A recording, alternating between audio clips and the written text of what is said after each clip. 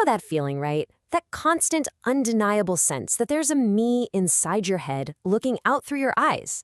It feels about as real as anything can feel. But what if it's not?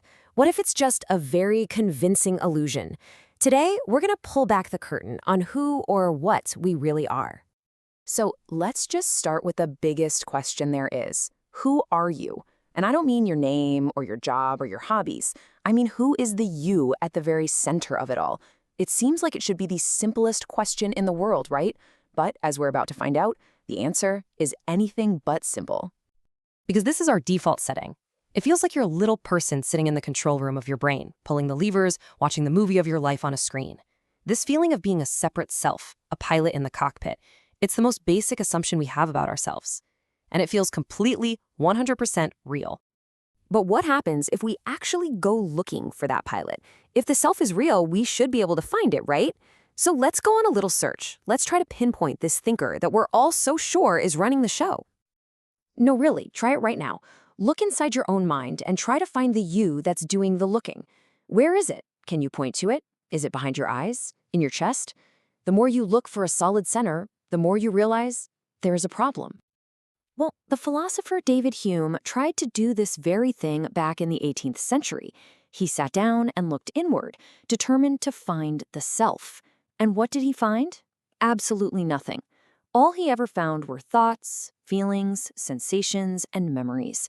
He could find the experiences, but he could never, ever find the experiencer.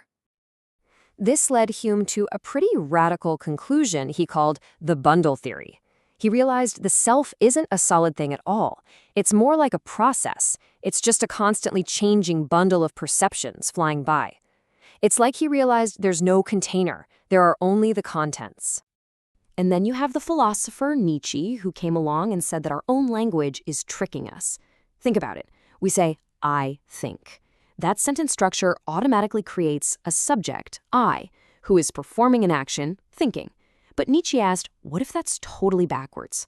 What if it's not that I am thinking, but simply that thinking is happening? So philosophy kind of leaves us with a brain-twisting puzzle. But let's jump forward a couple centuries. What does modern neuroscience have to say about all this? How does our brain actually build this powerful sense of self in the first place? Well, neurologists have found that there are really two different selves running in the brain. First, you've got the core self. That's your right here, right now awareness of your body and your feelings. It's fleeting. Then there's the big one, the autobiographical self. This is the storyteller. It's the sprawling narrative of me that's built out of all your memories, your hopes, and your dreams.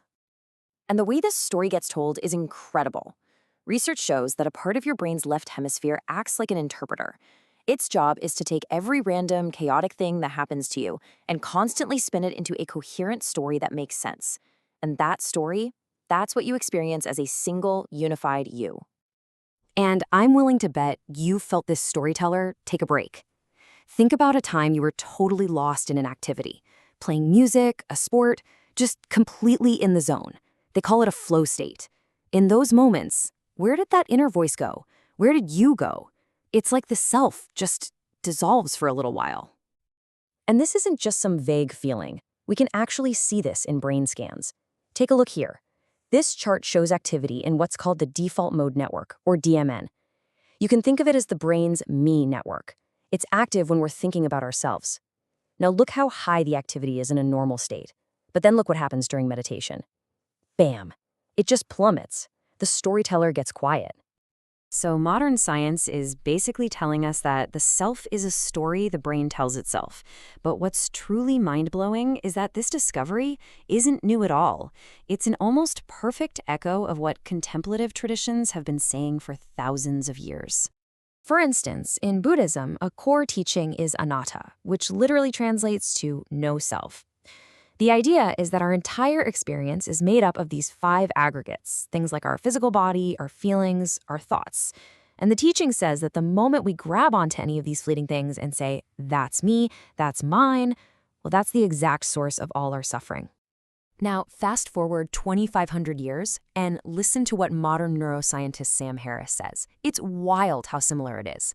He says the self is like a rainbow. You can see the colors clearly, but if you try to find the exact line where red ends and orange begins, You can't. It doesn't exist. He says the self is just like that. It's a process, not a solid thing. The Hindu tradition of Advaita Vedanta has an equally brilliant metaphor.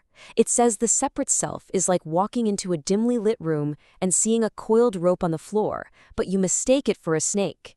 The fear you feel is 100% real. Your heart pounds, you sweat, but it's all based on a misperception. The moment someone flips on the light, you see it was just a rope all along. The snake was never actually there. Okay, so philosophy, neuroscience, ancient wisdom, they're all pointing in the same direction. The self we feel so strongly is an illusion. But let's get down to it. So what? What does this mean for you, for me, in our actual day-to-day lives? What's the practical point of all this? Well, the payoff is huge. First, a lot of our suffering just drops away. Think about how much of our anxiety and stress comes from defending our ego, right? When you realize it's just a story, there's suddenly so much less to protect. And from there, compassion naturally grows. When that hard line between me and you starts to soften, empathy isn't something you have to try to do. It just happens. And all of this leads to a real kind of freedom, a lightness that comes when you put down the heavy burden of being a separate self. The Zen master Thich Nhat Hanh had a beautiful word for this. He said we inter-are. You're not an isolated person living in the world. You are completely interwoven with everything. The sun, the rain, the food you ate this morning, every person you've ever met. You're not a noun, you're a verb. You are part of the entire web of life. Now, this doesn't mean you're supposed to just go sit on a mountaintop. This famous Zen proverb says it all. You still have to live your life. You still have bills to pay and chores to do. The tasks don't change. What changes is you.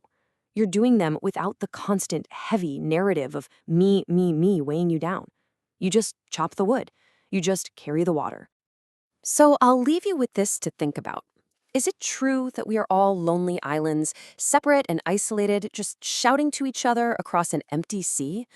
Or is it possible that we're more like waves on a single ocean, each one unique for a moment, with its own shape and form, but ultimately an inseparable part of the whole magnificent thing?